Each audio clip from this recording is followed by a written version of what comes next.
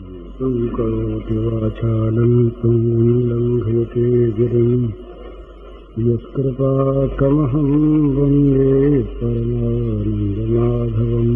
श्रीमन्मदनगोपालं बृन्दारण्यपुरन्दरं श्रीगोविन्दं प्रपद्येऽहं दीनानुग्रहकारकं वन्दे मुकुन्दमरविन्ददलायताक्षं कुन्देन्दुशङ्खदशनं शिशुगोपवेशम् इन्द्रादिदेवगणवन्दितपादपीठम् वृन्दावनालयमहं वसुदेवसूनुम्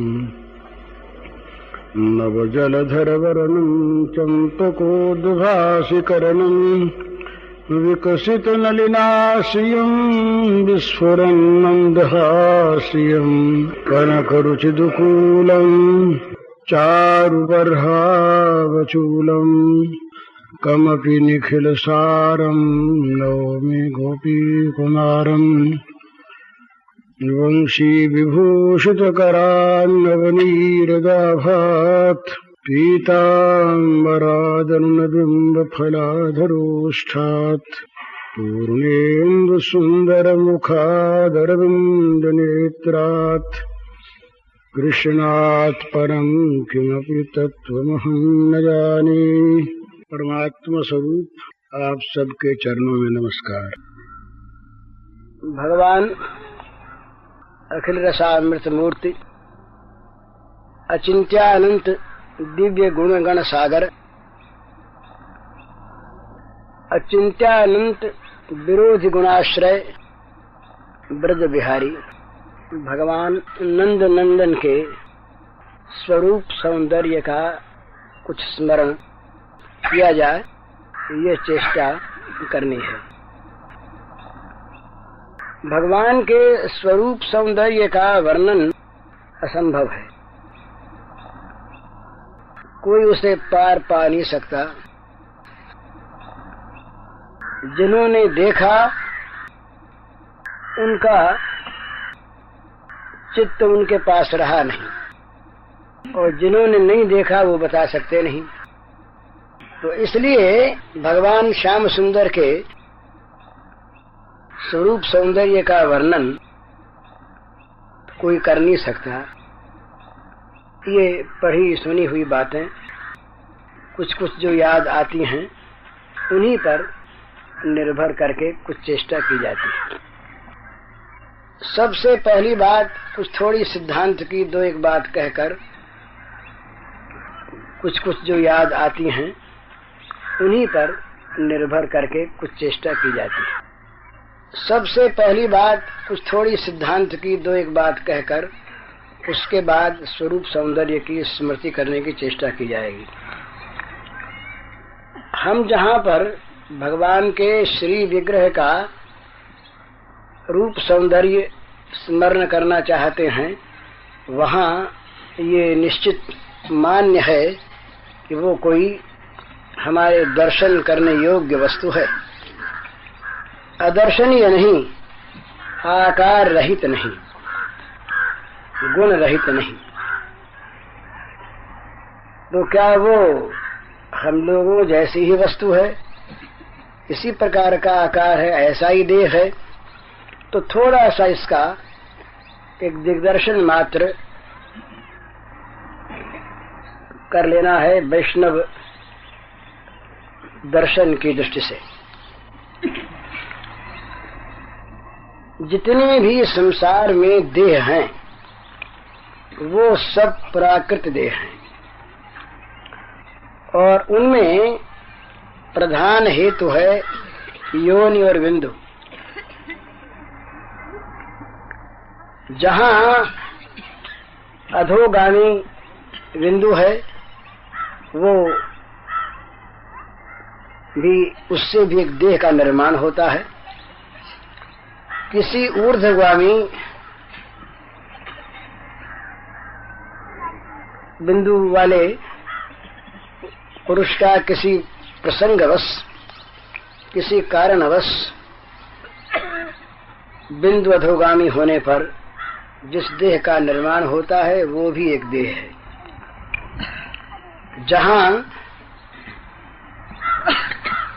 केवल अंग स्पर्श के द्वारा बिंदु का कार्य होता है और उससे जो देह निर्माण होता है वो भी एक देह है। जहाँ स्पर्श न करके केवल संकल्प के द्वारा जिस देह का निर्माण होता है वो भी देह है। इनमें पहले दो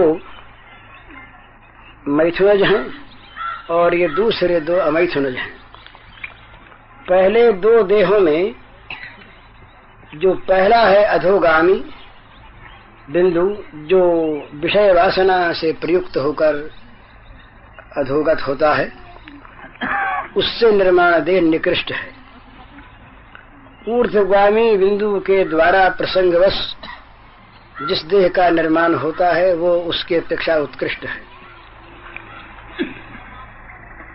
केवल अंग स्पर्श के द्वारा जो अमैथुनी देह का निर्माण होता है वो उस पहले वाले से भी श्रेष्ठ है और संकल्प से होने वाला उसकी अपेक्षा भी श्रेष्ठ है। ये योगियों का जो काय निर्माण होता है, योगी लोग सिद्धि के द्वारा जिस देह का निर्माण करते हैं वो योगज देह है, पर उसमें भी सूक्ष्मतया योनि बिंदु का ही संबंध है। देवताओं के तेजस देह और पितरों के वायुमय देह, ये देह यद्यपि इन देहों के अपेक्षा श्रेष्ठ हैं, परंतु वे भी प्रकृति के ही परिणाम हैं।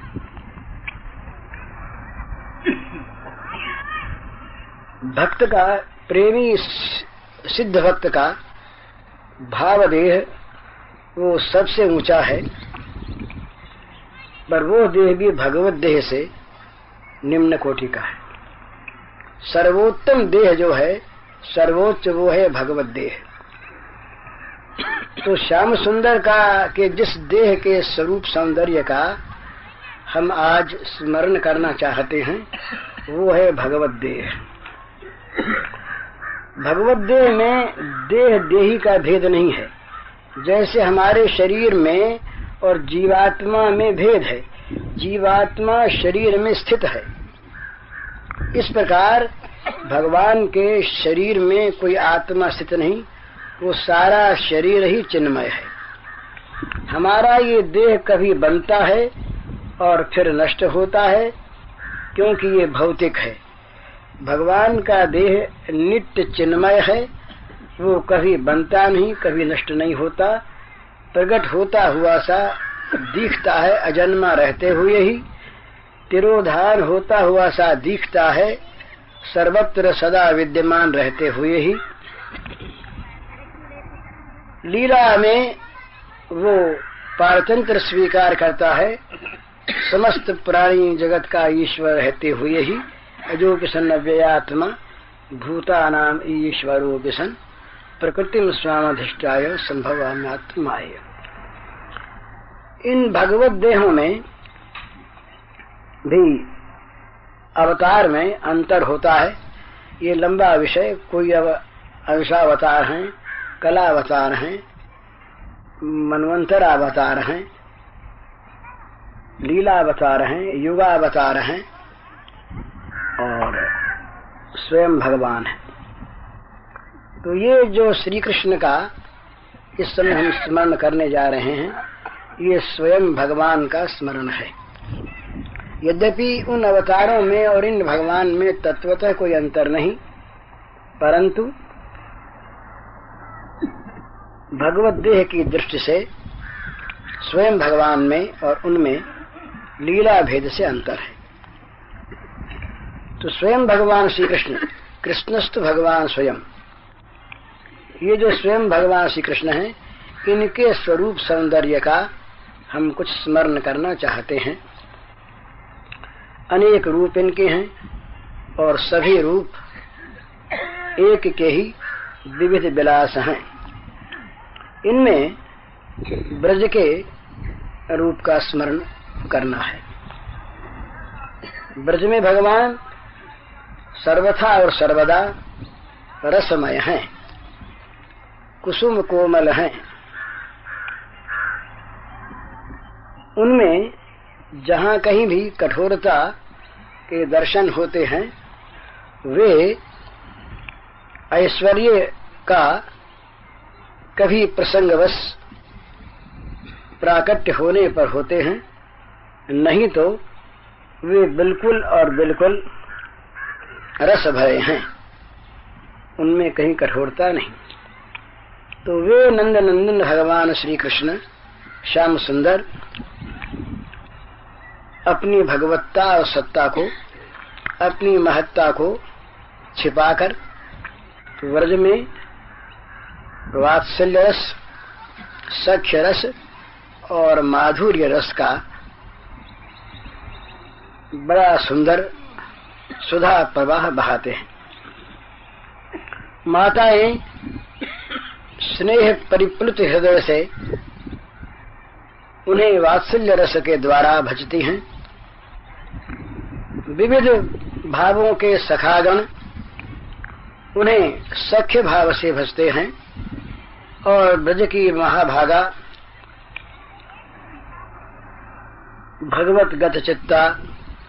भगवत चित्ता श्री गोपांगनाएं और भगवान की स्वरूप भूताल्हादिनी शक्ति श्री श्री राधा रानी उन्हें परम दिव्य, परमोज्वल, परम त्यागमय, परम रसमय, परमानंदमय, अत्यंत पवित्र, ऋषि मुनि वांछित, मुक्तगण वांछित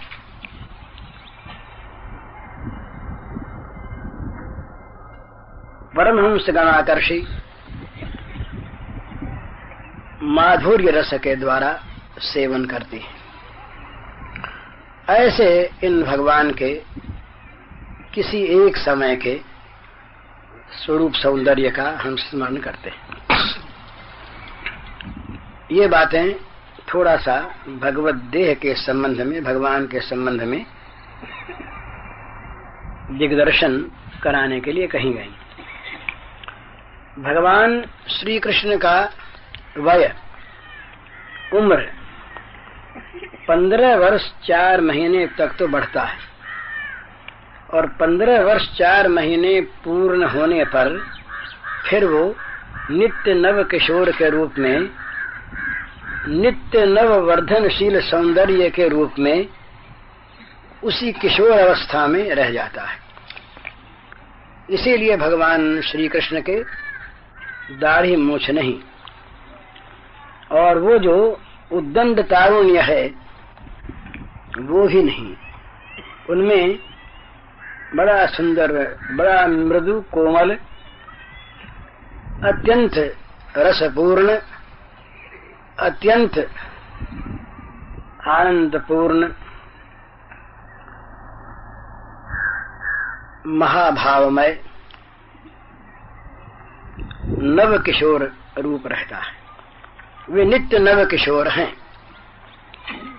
श्री राधा रानी की अवस्था 14 वर्ष की रहती है, नित्य नव किशोरी। तो ये जो श्री श्याम सुंदर हैं, ये श्याम सुंदर नित्य रसमय, नित्य आनंदमय, नित्य सौंदर्यमय, और इनके सौंदर्य में एक विशेषता यह है कि जगत के सौंदर्य की भांति ये कभी बासी नहीं होता। इसको देखते देखते चित्त कभी शांत नहीं होता, पूर्ण काम नहीं होता। जितना ही इसको देखा जाता है उतना ही देखने की चाव, उतने ही नेत्रों की दर्शन पिपासा स्वयं स्वाभाविक उत्तरोत्तर अधिकाधिक रूप में बढ़ती रहती है। नित्य नव सौंदर्य का प्राकट्य, नित्य नव सौंदर्य की झांकी इनके स्वरूप सौंदर्य में मिलती है देखने वालों को, ध्यान करने वालों को। इनका वर्ण है नील श्याम उज्जवल आभा युक्त, मने मूलतः नील, नीला, और नीले पर श्याम आभा, और श्याम आभा पर उज्जवल आभा। नीला नव नीरज के समान नीला, और उस पर जैसे बादल में श्यामता रहती है ऐसी श्यामता, परंतु वो श्यामता और नीलापन दोनों उसी रंग में परिवसित नहीं होते। एक बड़ी विचित्र उज्ज्वलतम प्रकाशमय आभा से वो झिलमिलाते रहते हैं। नील सरोरुह नीलमणि नील नीरधर श्याम। भगवान श्री श्याम सुंदर का श्रीअंग नील कमल के समान सुकोमल है, नील मणि के समान सुचिक्कण और प्रकाशमय है, और नव नील नीरद के समान रसपूर्ण है, रसयुक्त है।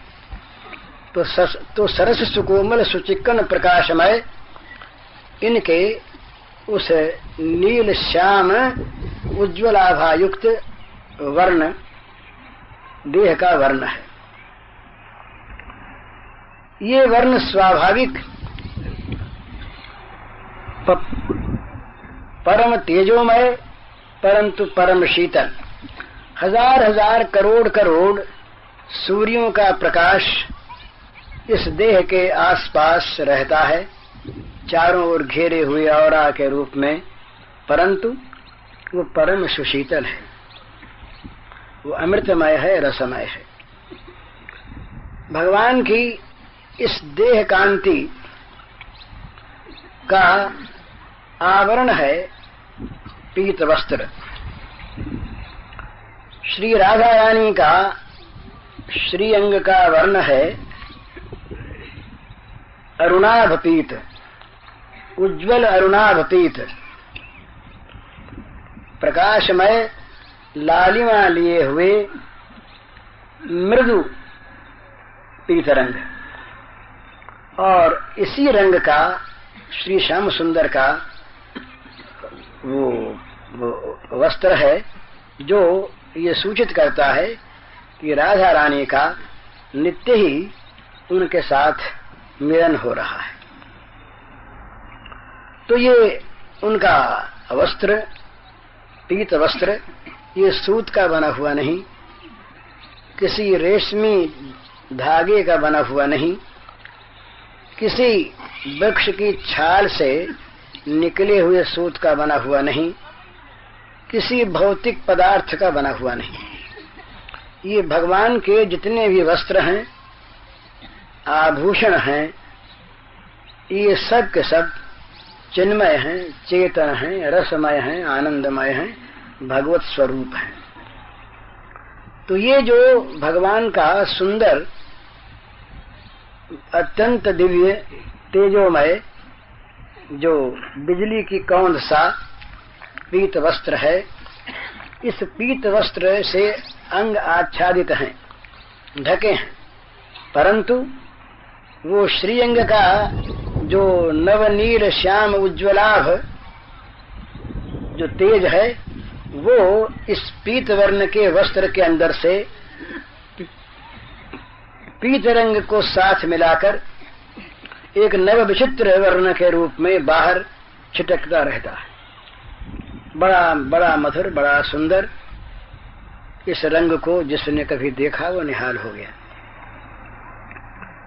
भगवान श्याम सुंदर इस पीत वस्त्र को धारण किए रहते हैं राधा रानी की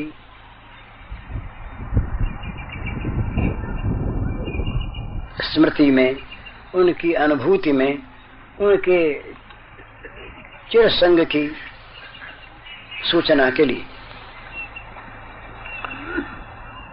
वे बड़े मधुर मनोहर हैं। अब उनका ऊर्ध्व से नीचे के अंगों की ओर हम स्मरण करें। भगवान के श्री श्याम सुंदर, नील सुंदर, नीलमणि जशोदानंदन, सौंदर्य माधुर्य रस सागर भगवान के मस्तक पर बड़े सुंदर घने कृष्ण घुंघराले केस हैं, अत्यंत काले और घुंघराले। वो केस स्वयं ही आकर्षित करते रहते हैं सबको। भगवान की अलकावली अलिकुल को लज्जित करती है। भगवान की अलकावली के ऊपर एक विचित्र भगवान ने मुकुट पहन रखा है। उस मुकुट में मणियां हैं दिव्य। उस मुकुट में जहां तहां दिव्य स्वर्ण है और उस मुकुट के बीच में मोर की तरह से कभी 3 और कभी 1 मयूर पक्ष, मयूर के चंदुआ वाले पांख भगवान ने अपने मुकुट में धारण कर रखे। मुकुट में आभा है, मुकुट में प्रकाश है, मुकुट में विचित्र वर्ण की बड़ी सुंदर धारा बह रही है। ये मयूर मुकुटी श्री श्याम सुंदर मुकुट के द्वारा और भी सुंदर प्रतीत होते हैं। इनका बड़ा विशाल भाल है, ललाट बड़ा विशाल, बड़ा उन्नत। उस ललाट पर श्री श्याम सुंदर के उस ललाट पर माता ने, फिर सखाओं ने और निकुंज में श्री गोपांगनाओं ने अपनी अपनी रुचि के अनुसार तिलक बना दिए हैं। तिलकों के कई प्रकार हैं। भगवान के वो अरुण रंग के तिलक हैं। उन तिलकों की द्विविध धारा के बीच में कहीं लाल बिंदु है, कहीं केसर बिंदु है, कहीं अन्य कोई धातु है। बड़ा सुंदर तिलक भगवान का सुशोभित है नील श्याम भाल पर। भगवान की ललाट से नीचे दोनों तरफ की भ्रकुटियां, ये बड़ी विकट भ्रकुटियां हैं। यहाँ ब्रज में भयंकर टेढ़ेपन का तो काम नहीं, मधुर, बड़ा मृदु, बड़ा आकर्षक वो भौहों का टेढ़ापन है। वो टेढ़ी भौहें सबके मनों को नित्य निरंतर खींचती रहती है अपनी ओर। बरबस खिंच जाता है मनुष्य का मन, जिस पर इन भौहों का तीर चल जाता है। मिंध जाता है उसका हृदय हमेशा के लिए, और उसमें भर जाता है भगवान का दिव्य प्रेम रस अमृत। उसके नीचे भगवान के विशाल नेत्र हैं। दोनों भौहों के नीचे विशाल नेत्र हैं, कुछ अरुणिम हैं, बड़े मधुर हैं। भगवान के नेत्रों का सौंदर्य कुछ कहते नहीं बनता, कोई कह नहीं सकता। उन नेत्रों की झांकी ध्यान में भी कभी किसी को आ जाए तो वो उन नेत्रों के रस को लेकर स्वयं रसवर्षी हो जाता है।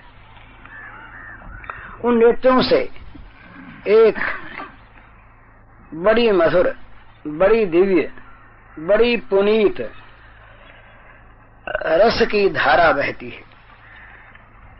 ये धारा कोई तरल पदार्थ नहीं, ये बड़ी सुंदर प्रेम रस की धारा है, जो एक बार किसी के पास तक पहुंच जाने पर उसके जीवन को सदा के लिए सरस बना देती है। क्योंकि उनमें रस उतरता है, भगवान के नेत्रों से रस का प्रवाह बहता है। उन नेत्रों की बहुत बहुत तरह की बड़ी सुंदर सुंदर उत्प्रेक्षाएं और व्याख्याएं हैं। उनको भगवान की प्रार्थना करके उन्हीं से जानना चाहिए। कभी वो अपने नेत्रों की विविध झांकियां दिखा दें। उसके नीचे, इन दोनों नेत्रों के नीचे दोनों तरफ श्रवण युगल हैं, कर्ण हैं, और दोनों कर्णों के इधर मुंह के बीच में, अधरोष्ठों के बीच में भगवान के सुंदर कपोल हैं। भगवान के दोनों कपोल विचित्र गोल हैं, न पिचके न उभरे। उन गोल सुंदर सुरुचिपूर्ण कपोलों को देखते ही भक्ति पैदा होती है। अब उन कपोलों में अरुणिमा है। ये जितने भी अंग होते हैं, सारे अंगों में अधिक सौंदर्य होता है मुखमंडल में। उसके फिर विविध सौंदर्य के स्थान होते हैं, नेत्र, अधरोष्ठ, चिबुक, श्रवण और ये गोल कपोल। तो ये परम सुंदर हैं, परम सुकोमल हैं। इन कपोलों का रंग वो नील श्याम उज्जवल आभा युक्त तो है ही, पर इनकी सुकोमलता के साथ कुछ लालिमा है, अरुणिमा है। जरा थोड़ा सा ध्यान दीजिए। मूलतः नील, नील पर श्याम, श्याम पर उज्जवल आभा, उस उज्जवल आभा के संग लालिमा। 4। अब 5वीं चीज और है कपोलों पर। भगवान के कर्ण युगलों में उन्होंने कर्णिकार के फूल खोस रखे हैं और साथ ही माता के पहनाए हुए दिव्य कुंडल झलमला रहे हैं। कुंडलों की जो दिव्य उज्जवल ज्योति है, वो ज्योति कपोलों की जो दिव्य वर्ण ज्योति है उस पर पड़ती है और उससे मिलती है। उस ज्योति से ये ज्योति, ये सर्वदा परमोज्वल है, और वो ज्योति नील श्याम उज्जवल आभा युक्त अरुणिमा लिए हुए है। तो नील श्याम उज्जवल आभा युक्त अरुणिमा संपन्न उस विचित्र रंग पर ये उज्जवल आभा और पड़ती है। वो दोनों कपोल भगवान के झलमल झलमल कर रहे हैं, बड़े सुंदर।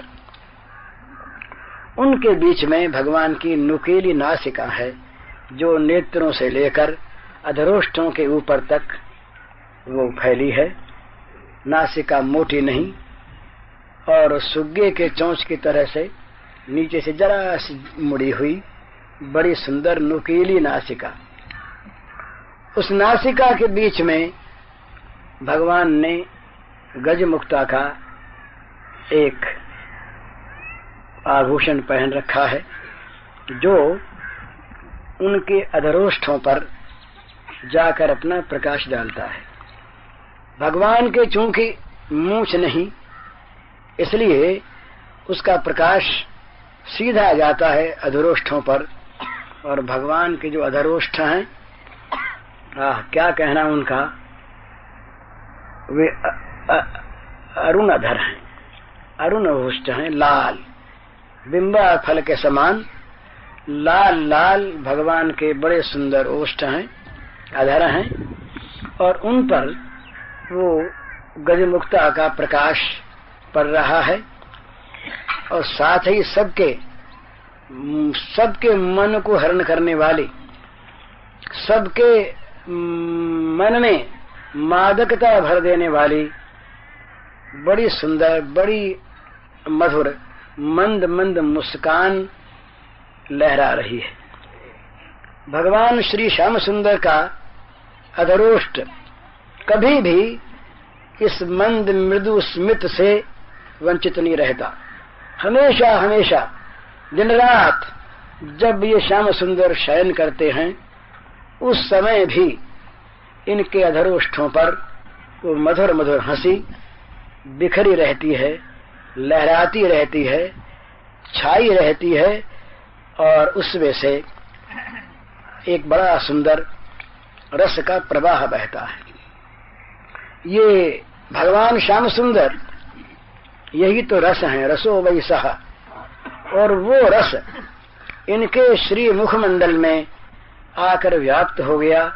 कहीं नेत्रों से बहता है, कहीं कर्ण युगलों से बहता है, कहीं नासिका से बहता है, कहीं अधरोष्ठों से, तो उसका निरंतर प्रवाह बहता है।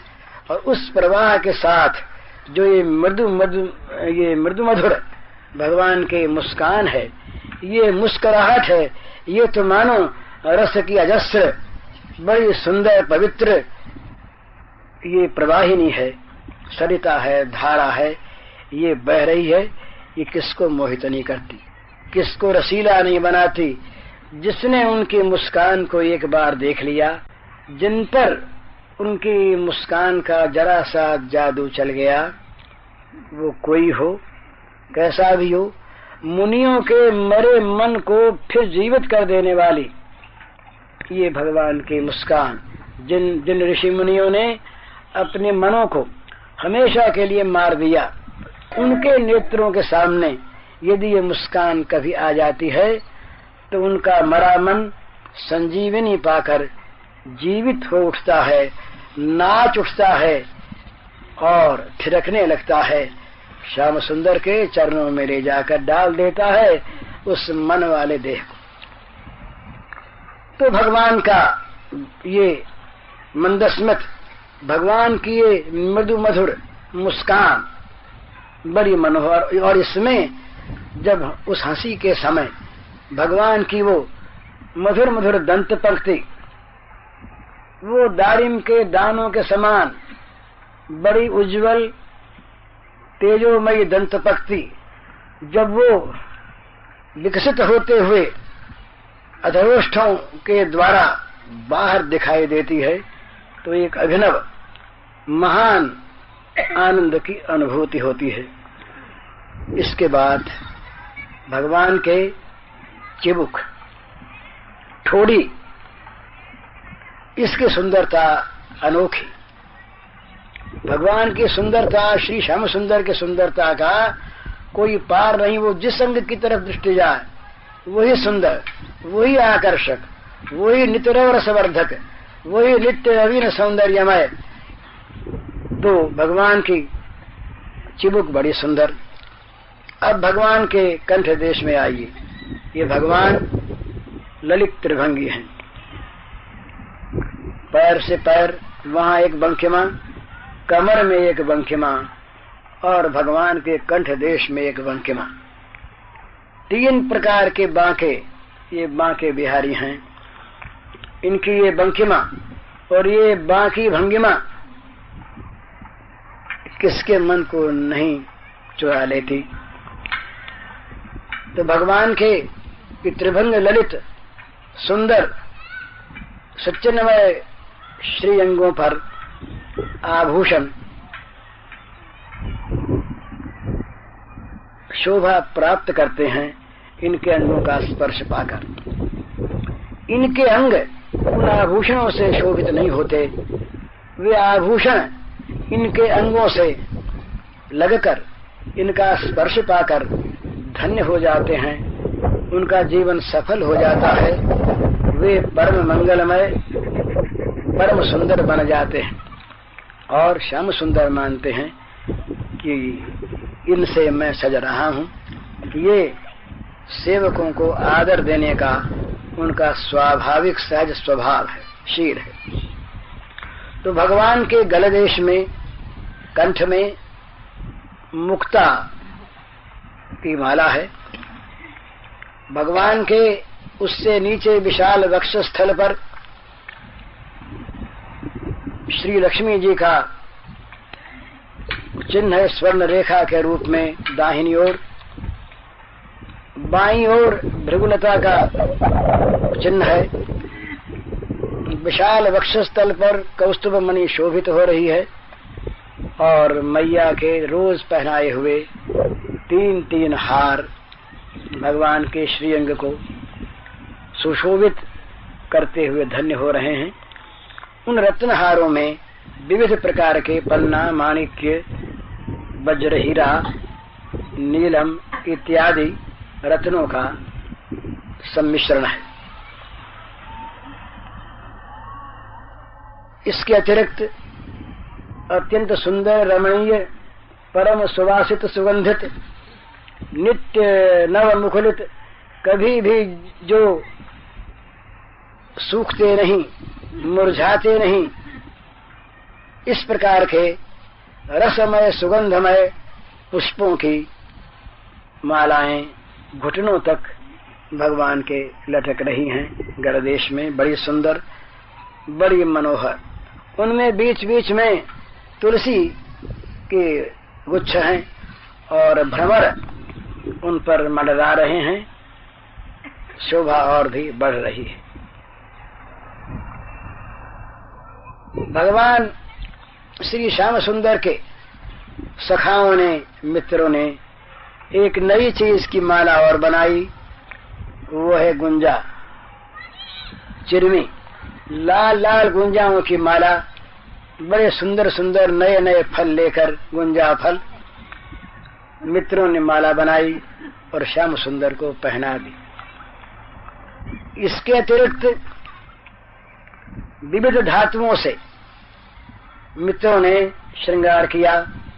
भगवान के उन्नत स्कंध हैं, बड़े ऊंचे कंधे भगवान के, स्थूल और बड़े मजबूत, पर सुकोमल सरस, और भगवान के 2 हाथ, 2 भुजाएं, आजान बाहु, घुटनों तक लटकती हुई 2 बाहें, इतनी लंबी 2 बाहें हैं।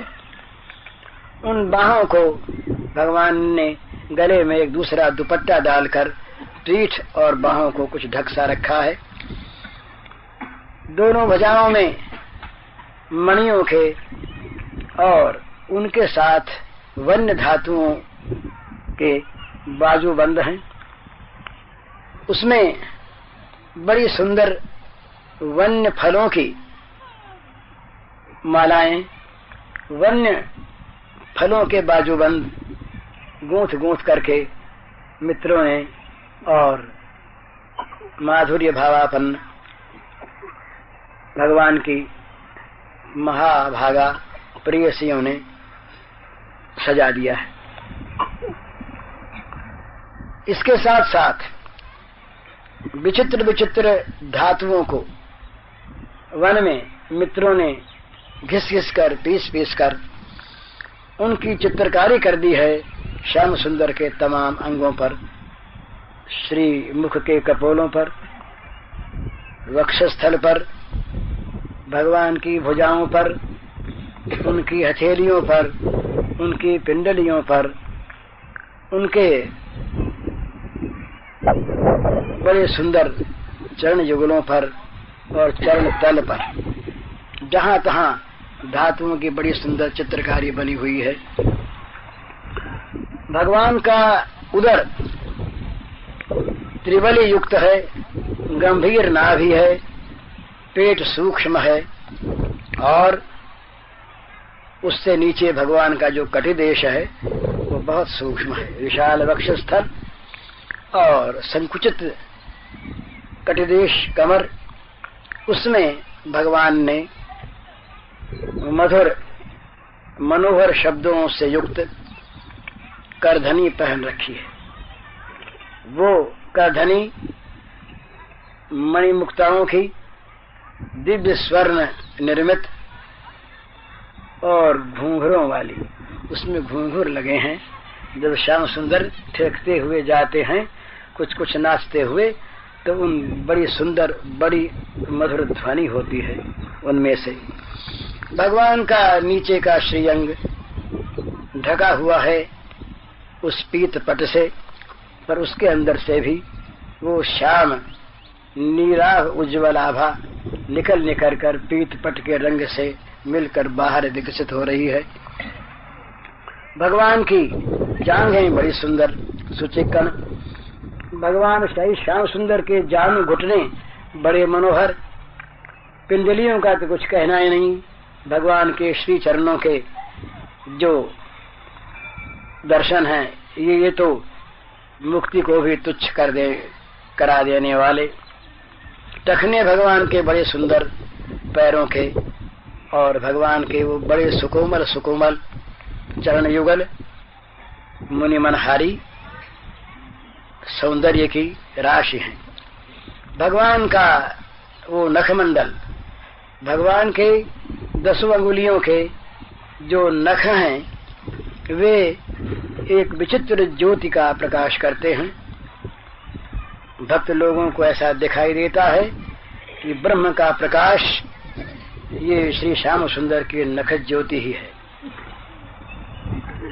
उनमें से एक सुंदर चीज निकल रही है। ये जो अंगुलियों के पोरवे होते हैं ना, इनमें से विद्युत धारा निकला करती है अंदर से हमेशा, सबके ही जैसी जिसकी धारा हो। तो भगवान के श्रीअंगों से भगवद रूप विद्युत धारा इन अंगुलियों के पोरवों के द्वारा ये बाहर विकसित होकर, बाहर विस्तृत होकर सारे जगत को भगवत भाव का दान कर रही हैं। ये भगवान के चरणों की महिमा कि भगवान के चरणों का ध्यान करने से स्वयमेव भगवत भाव की प्राप्ति होती है। क्यों कि चरणों के द्वारा, चरणों की अंगुलियों के द्वारा भगवत भाव का प्रसार विस्तार प्रचार अपने आप स्वाभाविक निरंतर होता रहता है। इन भगवान के श्री चरणों से लगी हुई जो धूलि है उसकी बड़ी महिमा है। उसके रज में भगवान स्वयं आनंद रस लेते हैं। तो इस प्रकार, और भगवान के पैरों में बड़े सुंदर नूपुर हैं। वो नूपुरों की छमकार इतनी मनोहर, जब वो धीरे धीरे ठुमक ठुमक कर चलते हैं, जब वो अपने सखाओं के साथ खेलते हैं, जब वो गायों के साथ उनके पीछे पीछे दौड़ते हैं, जब वो पहाड़ के ऊपर जा करके गायों को पुकारने के लिए इधर उधर दौड़ते हैं, उस समय बड़ी मधुर बड़ी मनोहर किंकिणी ध्वनि और नूपुर ध्वनि मिलकर एक अभिनव रस का संचार करती है। सबसे बड़ी मादकता, बड़ी सात्विक मादकता फैलाने वाली तो है भगवान की मधुर मुरली ध्वनि। मुरली भगवान दाहिने हाथ में लिए हुए हैं। जब सोते हैं तब मुरली को अपने टेंट में खोस लेते हैं, कभी बगल में दबा लेते हैं और कभी उस मुरली के द्वारा मधुर मधुर स्वरों का गान करते हैं। ये मुरली ध्वनि बड़ी मादकता लाने वाली, इस मुरली ध्वनि ने श्री गोपांगनाओं के सारे समस्त बंधनों को छुड़ा दिया, सारे ममता के पदार्थों का परित्याग करवा दिया तुरंत। और वो जैसे कोई साधक, परम साधक भगवान के मार्ग में निकल जाता है सब कुछ छोड़कर, इसी प्रकार वे श्री गोपांगनाएं मुरली ध्वनि से आहूत होकर, आमंत्रित होकर, बेसुध होकर, अपना सब कुछ भूलकर, देह गेह का सारा ममत्व परित्याग कर अभिसार कर चली श्याम सुंदर के चरणों में पहुंचने के लिए। ये भगवान की मुरली ध्वनि जड़ को चेतन करती है और चेतन को जड़ बना देती है। जहाँ पर ये मुरली ध्वनि ध्वनित होती है, जहाँ ये सुर बजता है, जहाँ भगवान के श्री मुख से मुरली के द्वारा ध्वनि बाहर फैलती है, वहीं जड़ पदार्थों में रस का प्रवाह बहने लगता है, पत्थर चूने लगते हैं, वृक्षों से रस बहने लगता है, वृक्ष झूमने लगते हैं, उनमें चेतनता आती है और चंद्रमा की गति रुक जाती है जो नित्य गतिशील है, यमुना की धारा रुक जाती है जो नित्य गतिशील है, बछड़ों के मुंह गायों के स्तन से लगे रह जाते हैं, दूध पीना बंद हो जाता है, सारे जगत का चांचल्य शांत परम शांत को प्राप्त हो जाता है, चेतन इस प्रकार अचेतन हो जाते हैं और जड़ों में चेतनता का आविर्भाव हो जाता है मुरली ध्वनि से।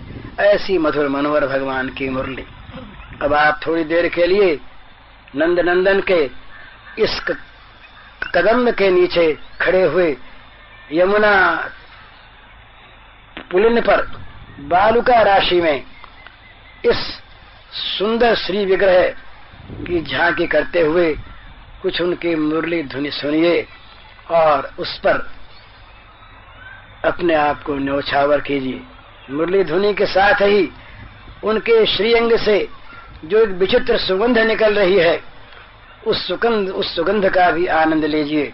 मुरली ध्वनि कानों से सुनिए, उनके श्रीअंगों की सुवास को नासिकाओं से सूंघिए और नेत्रों के द्वारा उनके सौंदर्य माधुर्य के अनंत सागर में डुबकी लगाइए।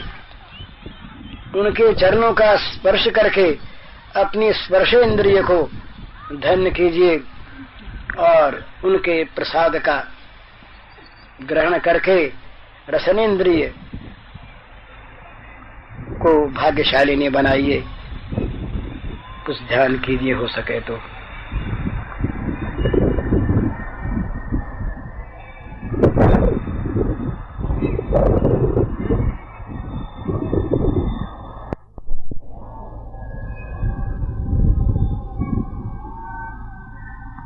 इस गंगा के धारा को यमुना की धारा मान लीजिए, इस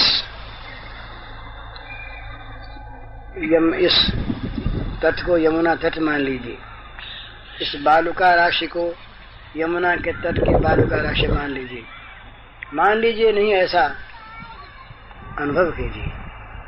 और यहाँ एक कदम वृक्ष के नीचे श्री श्याम सुंदर वो मधुर मधुर हंसते हुए मुरली बजा रहे हैं, उसे सुनिए। हरिओम करते करोति वाचालं पुण्यं लंघयते गिरिं यत्कृपातमः।